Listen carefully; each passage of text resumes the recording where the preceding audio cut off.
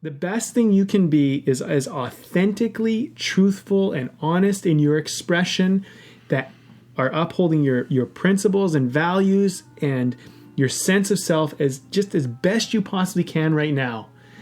And that, whatever that is, whether things work, if they fall in your favor or don't, you can know that you were being true on your path.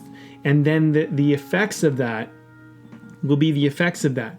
But I think like the only error that we ever make is not allowing ourselves to be fully present and authentic. And I think, unfortunately, and I don't know, I mean, this is an assumption and a guess, but I think most people are playing far, far too safe.